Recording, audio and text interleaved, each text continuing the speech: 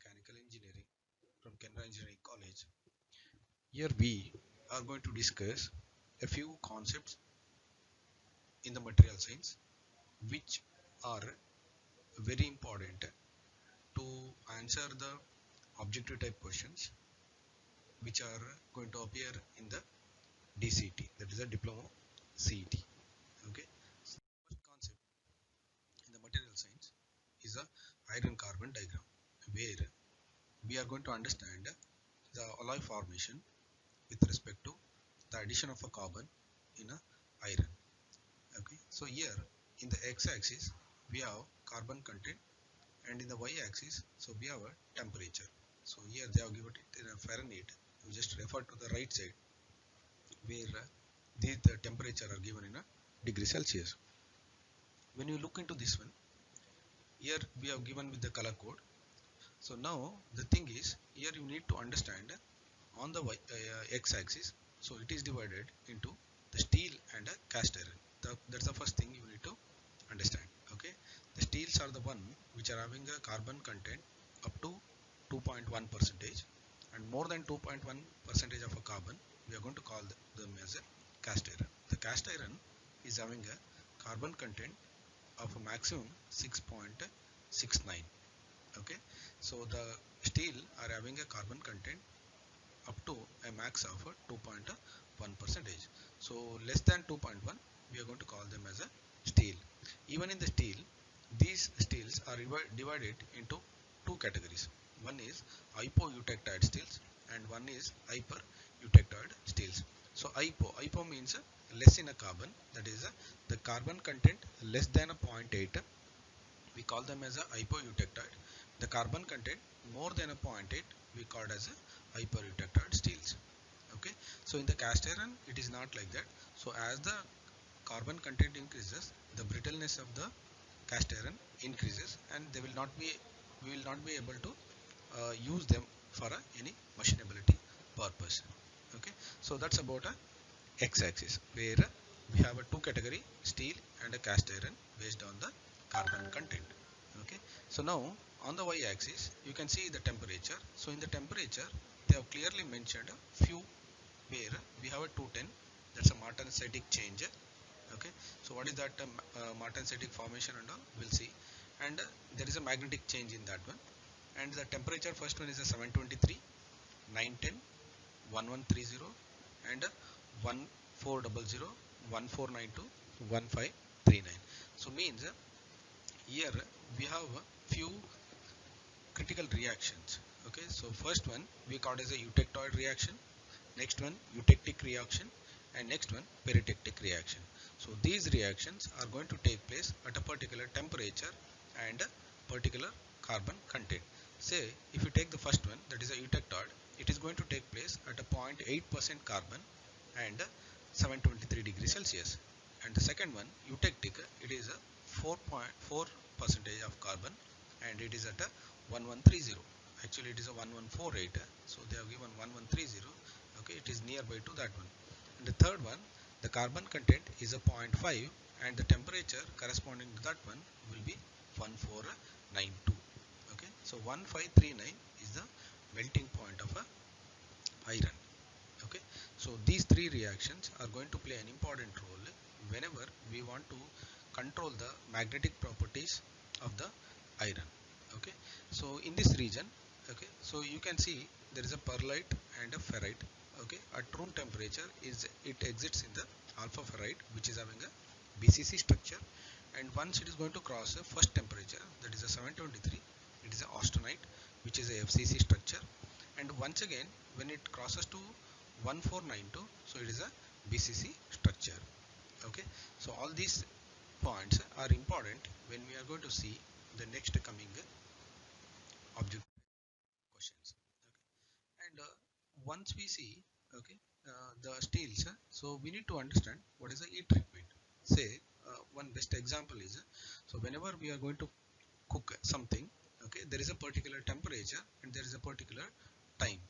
Okay, so say for example if we take a cooker, okay, for a rice and all we are going to have a one visual, but for a cooking dal or something else, so it takes a 3 to 4 visuals. Okay, means So we can change the property, or you can say like a change the taste of that one depending upon the time and the temperature. Okay, so like that for a metals also we can have a that combination of a temperature and a time, that is what we call as a heat treatment. Okay, so what are that heat treatment is going to change in a metal. Okay, so it will change its strength, hardness and a wear. Okay, so we call that one as a bulk hardening and a surface hardening. And to increase the ductility and the softness, okay, so that process tempering and a recrystallization. To increase the toughness, okay, that is a load bearing capacity. Okay, and to obtain a fine grain size. Fine grain size means, in other words, to increase the strength. So that is a recrystallization annealing and a full annealing. And to remove internal stresses, so this is what is very important. So the caster structures will be having the cracks or maybe the blowholes, okay, or maybe the internal stresses, so which are going to build up during the casting. Okay, so to relieve that one, so we are going to use a stress relief annealing. And to improve machinability, so full annealing and a normalizing. Okay, to improve the cutting purpose, we are going to have a hardening tempering. Okay, and to improve the surface property, okay, only we need to harden the surface, then we go with the surface hardening, corrosion resistance. Okay, to improve electrical property, we go for a recrystallization, and to improve magnetic property, we go for a hardening. So what are these annealing, normalizing and all? Okay, so once we see once again the same um, iron carbon diagram, so you can see the A1, this one, okay, is a lower critical temperature, that is a 723. Okay, again these things are important, so already we have seen it in the previous slide also. So A2 is a Curie temperature, okay, it is around a 768 to 780, and A3 is a upper critical temperature. So for us A1 and A3 are very important, where we say A1 as a lower critical temperature and A3 as a upper critical temperature, because see, once we cross the A1, the transformation starts, that is alpha ferrite will start to the austenite, and once we cross A3, so again these whatever the alpha ferrite will transfer to a single phase austenite. Okay, so that temperature are very important when we are going to discuss about the transformation. Okay, and one more very important is ACM. Okay, that is a cementite line. Okay, so this right side line, so that is a, it is around 727 to the 1147, means as the carbon content increases, the temperature also starts increases. Okay, so these four temperature, okay, so are important to control the heat treatment process. Okay, so now one more is a eutectic temperature, that is a 1148, so which we have shown it in the first slide. Okay, so A5 is a periodic. So now what are the steps in a heat treatment? Okay, so how exactly we're going to do the heat treatment? First thing, we'll clean the surface. Okay, so and we will preheat to make sure that the surface is free with the scales and all. Okay, next, so once we are going to eat, then we are going to eat that one to a particular temperature. Okay, so depending upon what type of uh, structure you need, according to that one you are going to eat, then you are going to quench it in a medium. Okay, so say for example, depending upon whether it's annealing, normalizing, okay, or a quenching. Okay, so we'll decide the medium. Then once we cool that one, so we go for a tempering and a surface coating. That's a this is a primary heat treatment, and this is a secondary heat treatment. Next, if you see the classification in the heat treatment, you can see heat treatment are classified into two categories. There's a bulk and a surface. So bulk means the whole specimen, okay, the whole structure is heat treated, but the surface is something like only the surface of the specimen will be heat treated. So in the bulk we have a annealing.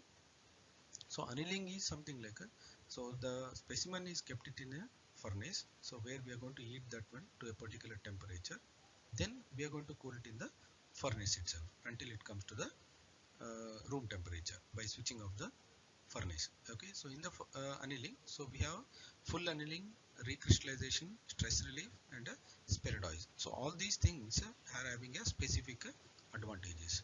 So next category in that one is the normalizing. So normalizing is cooling the heated specimen in the open air. Okay, so again in that one we have a forced and a free. Okay, so something like a, so if you're going to use any external medium to cool that specimen to the room temperature, it's a forced.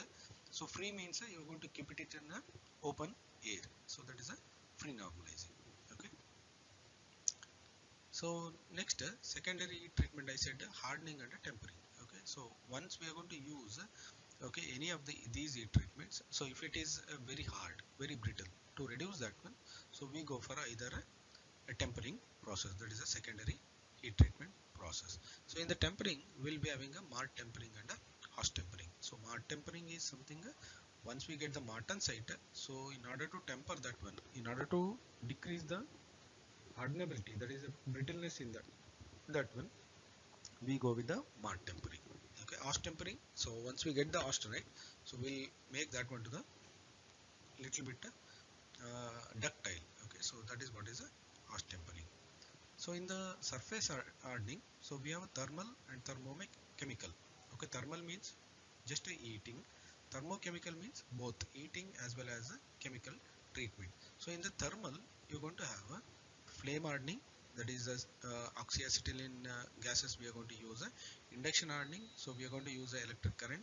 Laser treatment, so high energy laser is treated to heat the metal, and electron beams. Okay, electron beams are utilized to heat the surfaces. In the thermochemical, so we are going to have a carburizing.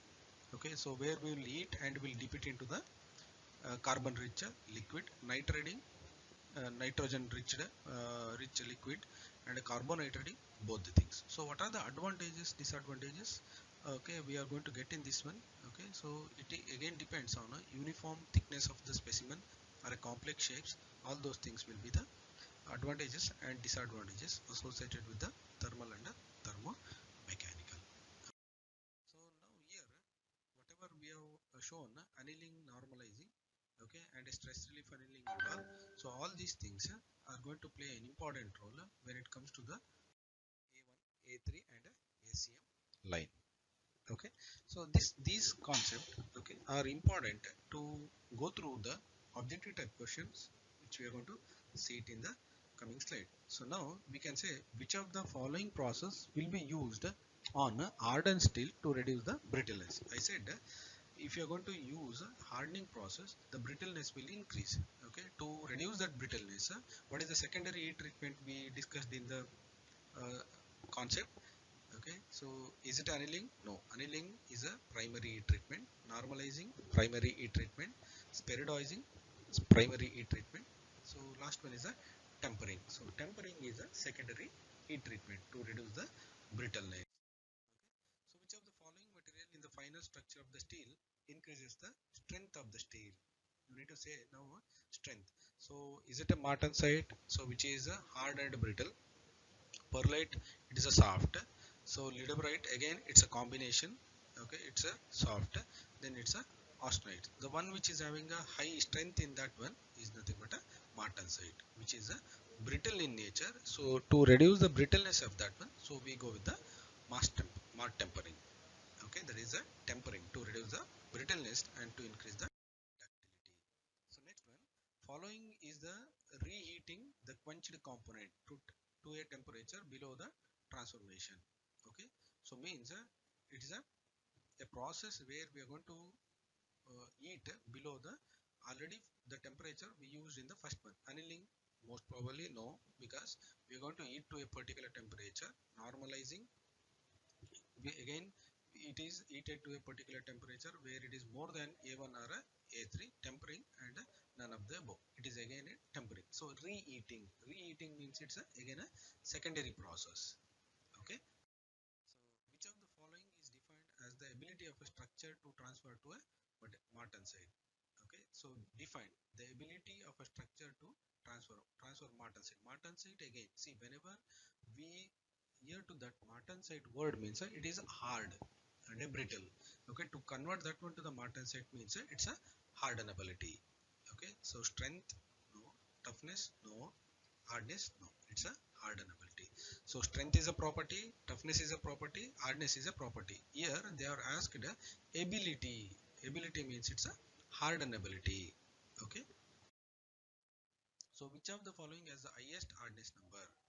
Okay, martensite, tempered martensite, perlite, and a fine perlite. So perlite soft, fine perlite soft. So tempered martensite, so it is having a little bit less brittleness. So obviously it is a martensite. So again, so we have one more concept. So it is a Jomini end quench test to check whatever we have seen in the previous question. So ability to transfer itself into martensite, that is nothing but hardenability. So to check the hardenability of a material, so we have a test called Jomini end quench test. So you can see this is a specimen. Okay, this is a jet. So we are going to spray the jet here. So whatever the portion which comes in contact with the water is having a highest hardness, and once we move away from here the hardness will decrease. So you can see it from the graph. HRC is nothing but a Rockwell hardness number, and this is the distance from the quench line. So when it is 0 you can see the highest hardness. So when you move away from here towards the right side the hardness decreases. Okay, water we are going to see it in the coming slides. So Jomini and quench test is used to determine the hardness of a material. No, it is a false, because it is to check the hardenability of a. In a hardenability curve, which of the following is a true? Okay, so what is this? Hardness increases as a distance from quenched end increases. Hardness decreases as the distance from quench end increases. So what we said, so if I have a specimen here, okay, water is sprayed from here, so this is a quench end. Okay, so as we move away from here what will happen? Whether hardness increases? No. Okay, hardness decreases? Yes. Okay, so those things you need to see. Okay, so as we see those things. Okay, so hardness increases as martensite decreases? No. Hardenability curve is a straight line? No. So hardness decreases as the distance from a quench end increases. Okay. So which of the following is formed less when cooling rate is decreased? Okay. Perlite, fine perlite, benite, and a martensite. See, once the cooling rate is decreased, so the formation of a martensite is less. Okay, because martensite is brittle and hard, which will appear only when the cooling rate is more. Okay, so hardness number decreases with an increasing in carbon content in a steel? No. Why? Because see, the hardness and the carbon content are related, directly related. So as the carbon content increases, the hardness of the material increases. That is what we have seen it in a iron carbon diagram. If you move towards the right side, the carbon content increases and the hardness of that one will increase. If you take the steel and the cast iron, the cast iron will be having a little bit harder compared to the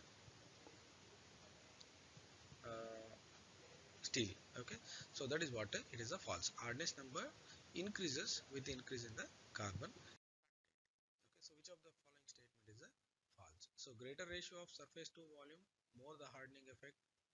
So cooling rate faster, water the cooling rate is faster in water than the oil. So spheres cool faster than irregular shapes. Okay, so precipitation hardening can also be called as a edge hardening. So precipitation hardening is not called as a edge hardening. Okay, so spheres cool faster than a irregular shaped objects, so which is a false. Okay, this one is a true actually. Spheres, okay, so regular shapes will cool faster than the what you call irregular shapes. Now as we have seen in the first slide, iron carbon diagram, the carbon content are having the steel are having carbon content less than 2.1 percentage. Okay, so even in that one, so we have a hypo and a hyper. Hypo is the one which is having a less than 0.8, and the hyper means the one which is having a more than 2.1. So in that one category, so if you see a low carbon content steels are having 0.3 percent, 0.03 percent, 5% and none. So 5% is ruled out. Okay, so 0.3% is little bit more, so we can clearly say, okay, so 0.3% we are going to have for a low carbon steels. steels contain 0.1 to 0.3, okay, 0.3 to 0.7, 0.3 to 0.5, and none. So now, so we have seen in the previous one, it is not a 0.1, 0.3, okay. So even less than 0.8 means these two are the answer which are going to come into the picture. So you can see the 0.3 to 0.5% of carbon will be having a weak steels. The carbons which are having a high carbon is a 0.5 to 1, 0.5 to 0.9, 0.5 to 0.7, and a none. So in the previous one, 0.5 to 0.7 we have seen. So it is more than that one. Okay. So we can see it is like a 0.5 to 0.7 will be having a high carbon steels. Okay. So two steels are having a carbon percentage. Okay. So in the ratio of 7 to 2%. Okay. So it is a greater than 7, less than 2.2%. Sorry, it might be 0.7. Okay, greater than 0.7 and less than 2% of a carbon. Some point is missing here. Okay. So next, cast iron are having a carbon percentage. So you can see less than 2, greater than 2, and greater than 7. So normally it is greater than 7 because you can't say greater than 7 because it is limited to 6.69. Okay, the carbon content in the cast iron is limited to 6.69. So you can say greater than 2%. And the low alloy steels are having a carbon percentage which is less than 2 because less than 2% only we call them as a steel. Okay, more than that one we are going to call it as a cast irons. Okay, so high alloy steels are having a carbon percentage which is greater than 2. Okay, so high alloy means the little bit harder in nature, so carbon percentage will be little bit more. So lower critical temperature in iron carbon diagram is, okay, so we have seen in the concept there are three temperature which is A1, A3 and ACM. So first A1 temperature is 723, A3 temperature is more than 723, less than 1148, and ACM again it is limited to 1148. So here we can say clearly say it is a 727. So maximum upper critical temperature in a iron carbon diagram, the upper one, so 911, 1148, 1538 and an it's a 911, that is a A2 temperature, that is a upper critical temperature. Okay, so 1148 is a eutectic temperature, 1538 is a melting point of iron, so the middle one is a 9 point, sorry 911 degree Celsius.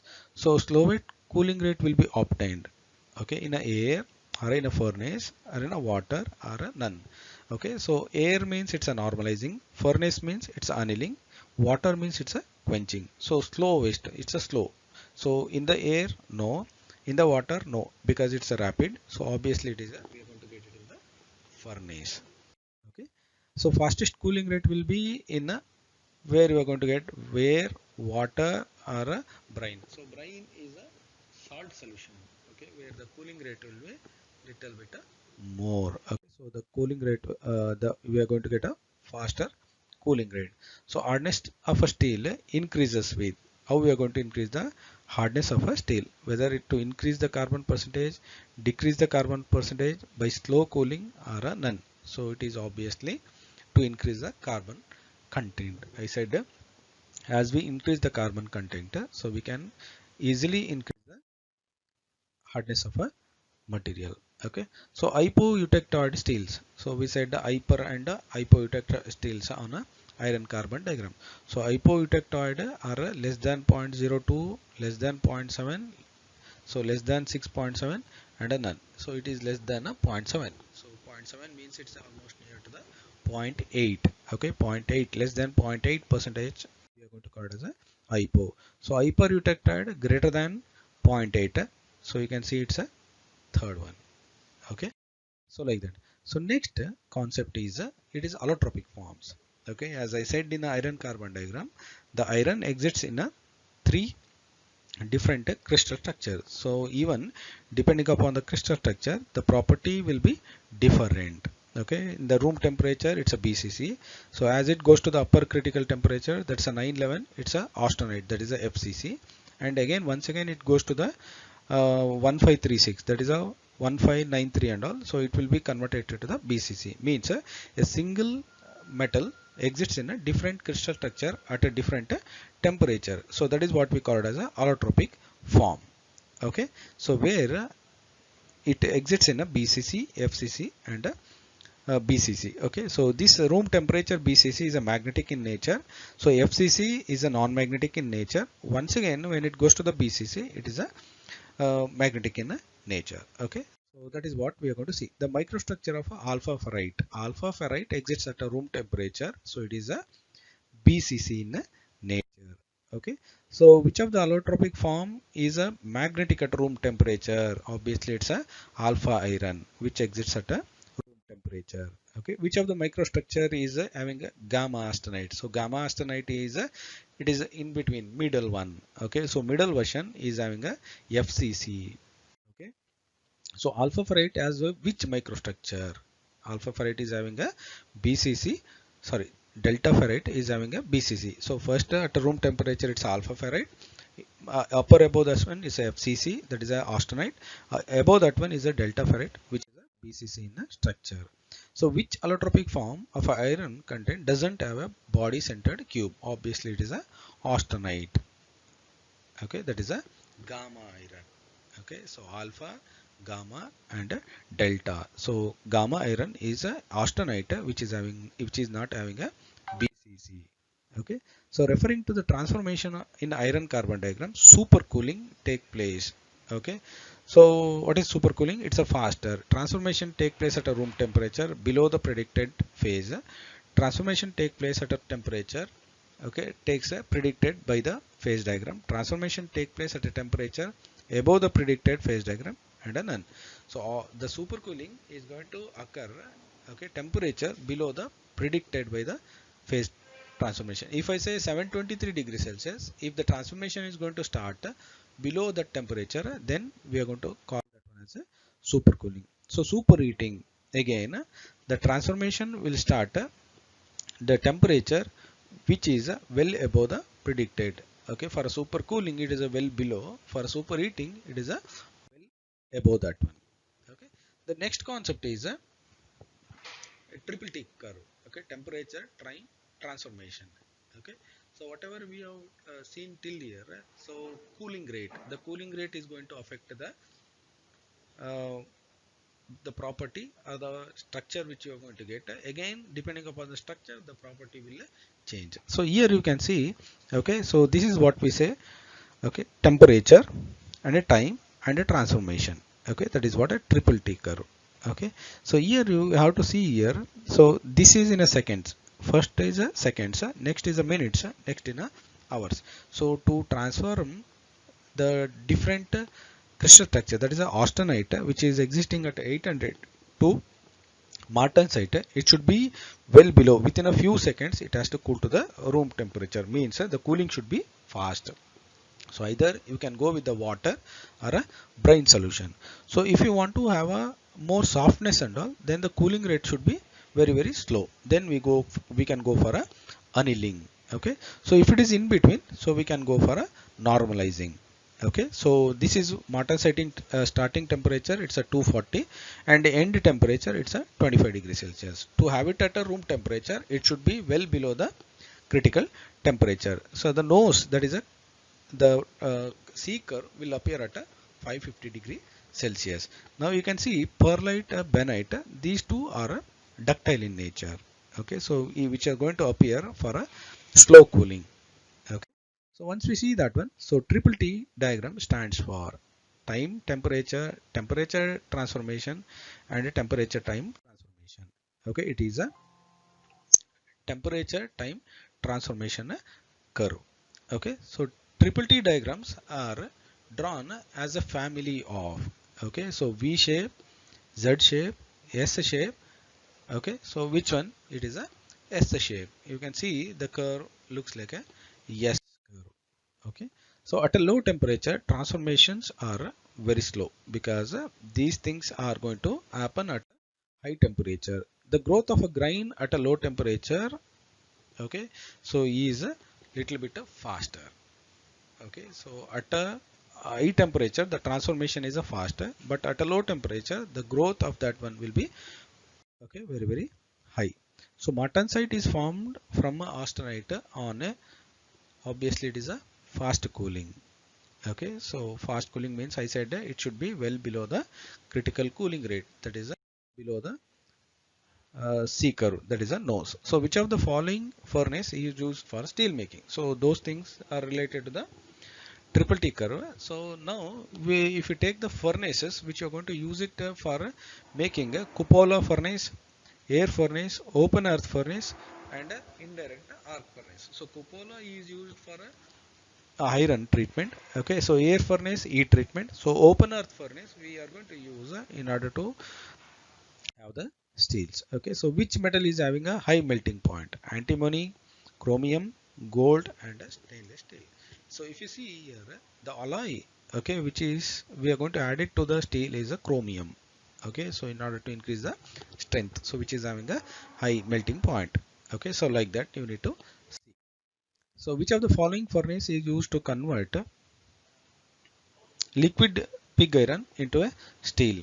Okay, so cupola, converter, open earth, and indirect. So in the previous slide we have seen a open earth and indirect arc furnace which are not suitable for that. Either we can go with the cupola or a converter. Okay, so in order to convert means it is a converter which you are going to use. So which of the following can be used as a fuel in a open earth? So liquid, coke oven gas, producer gas, and any of the above. So if it's an open one, so you can use any type of the fuel in that one. So the property of a metal when a recovery after unloading is complete but not instantaneous. Now we are talking about the properties. Okay, say for example, if you take a rubber, if you're going to apply the load on that one, and once you're going to remove the load, it will come back to its original shape. But here what they say, there is a little bit which is going to remain. Okay, once we are going to remove the load, it will not come immediately. Okay, so if it comes immediately we say it's a elastic in nature. Okay, so creep is something like it's a time dependent deformation. Inelastic means it will not regain its shape at all. So and viscoelastic means it takes a time. Okay, it normally forms in liquids. So the answer will be inelastic. Okay, so it takes some time in order to recover to its shape. So which hardening process is generally used for steels? So in order to harden the steels, so which process is not used? Okay, induction hardening, so we are going to use because it's a conduction. So cyaniding and a pack carbonizing we are going to use. So age hardening is something which is related to the non-ferrous metals. So steel is a ferrous one. Okay, so age hardening is the one which we are going to use it for a non-ferrous, that is aluminum alloys. Okay, so for a nitriding the nitrogen is provided by ionized air, heated air, ammonia, and a nitrous oxide. So you can see here, so ionized air and heated air and a nitrous oxide. So the one which is going to provide the rich nitrogen is the one where we are going to have a ammonia. Okay, so during a spark test, a sample gives a dull red spark. Okay, means whenever we are going to use a spark test to find out the type of a material, okay, the cast iron is the one which gives the dull red sparks. Okay, so now we are coming to the microstructure of a various cast iron. In a gray cast iron, the free graphite will be is in the form. Okay, either it may be in a flakes or it may be in a spears. Okay, so or it may be in a needle shape. Okay, so fine powder or a needles or a flakes or a nodules. Okay, so it is like a flakes. Okay, so that is the characteristic of a graphite which is present in a. Okay, now we'll see the next question. The number of atoms per unit cell in a BCC. Okay, the number of atoms which are there in the BCC. Okay, BCC will be having 8 corners and 1 atom at the center. Okay, so you need to understand it is a number of atoms. Okay, if it is effective number of atoms, then it is a 2. So next, one more concept. Why we need to have a alloy? Okay, so alloys are going to increase the strength, improve strength and elastic ratio, improve wear resistance and corrosion resistance, improve mechanical property, and increase the hardenability to improve toughness and grind size. So as the grind size decreases, the strength increase. So what are the things? Alloying elements normally we use elements forming a carbides which increases the strength are chromium, tungsten, vanadium, molybdenum, and manganese. So which stabilizes the graphite. Okay, that is something like a lubricating materials, silicon, cobalt, aluminium, nickel. So which tends to what you call stabilize the austenite. Okay, so manganese, nickel, cobalt, copper, and which stabilizes the ferrite to retain the BCC structure. So chromium, tungsten, tungsten.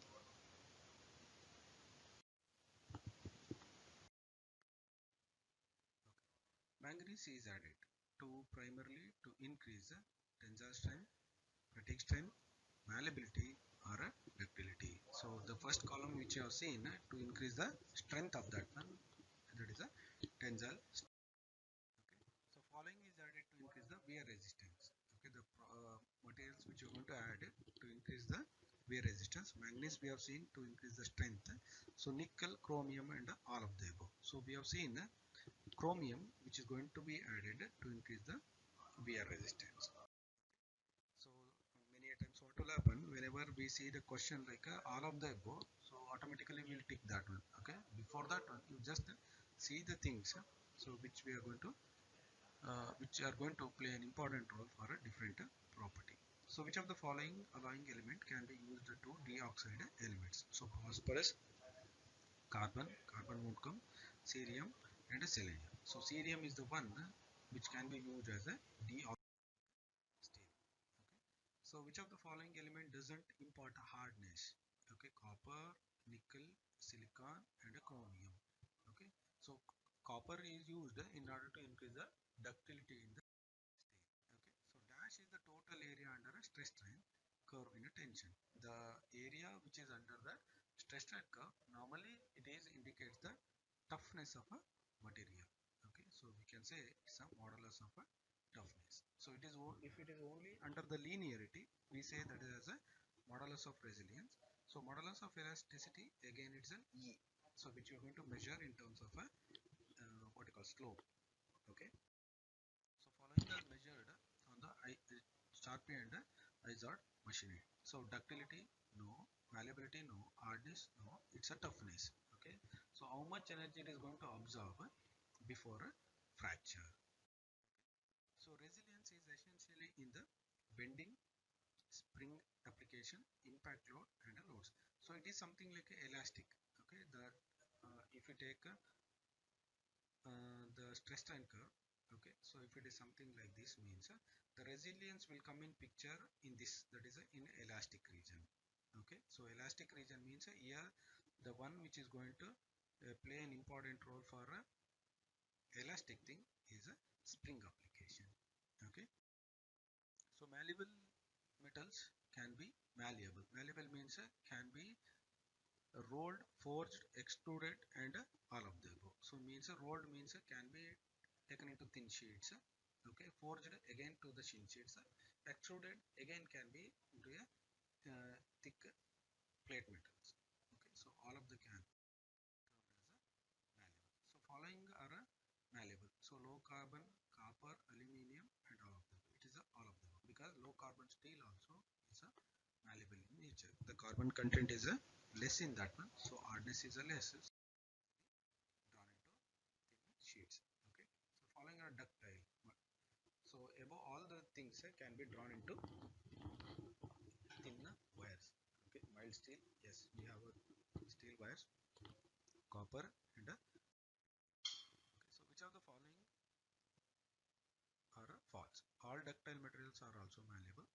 The ductility of a metal decreases as the temperature increases. Okay, so ductility reduces by the presence of impurities in the metal. No, so all of the above. So all these are false. So all the ductile materials are not malleable. The ductility of the metal increases with the temperature. It won't decreases. So ductility is reduced by presence of impurity. Impurity, if there are impurity in the metal, then the strength of the metal will increase. Okay, so it acts like an obstacle to the movement of the dislocation. So the strength of the metal will increase. So all the are false. Okay, so which of the following is a brittle material? Steel, no. Copper, no. Aluminium, no. Cast iron, obviously. So steels are a ductile, that is a malleable, or as well as can be drawn into thinner wires. Okay, so copper, no. And aluminium again, sheets and wires. Copper also wires and sheets. Cast iron is the one which is the brittle in nature. So compared to the answers, following indicates the resistance to the abrasion. So stiffness, no. Stiffness is something like if you're going to just what you call vibrate your scale. Okay, that is what is stiffness. So it will again come to its original position. So hardness. Okay, so if I'm going to scratch the top of a table, say if I'm not going to get any mark on that one, then we say it's a very hard. Strength, it's a load bearing capacity. And resilience, again it comes in a elastic region. So resistant to abrasion, obviously it is a hardness. And in which of the following method an indenter is used? Okay, so indenter means so the one which we are going to use to test the scratch resistance or hardness of a material, whether it's a brittle or a rock wool or a viscous, all of the above. So we can see like all of the above. So means even in the brittle we use a steel ball, rock wool again cone and a ball indenter, and even in the viscous we are going to use a diamond shaped indenter. So we use indenter in all the process. So you can see all the machines like this. So where we can clearly see the use of indenter here, here, and here. Okay. So that's how exactly. So once we know the concepts beyond these things, okay, so easily one can answer the questions.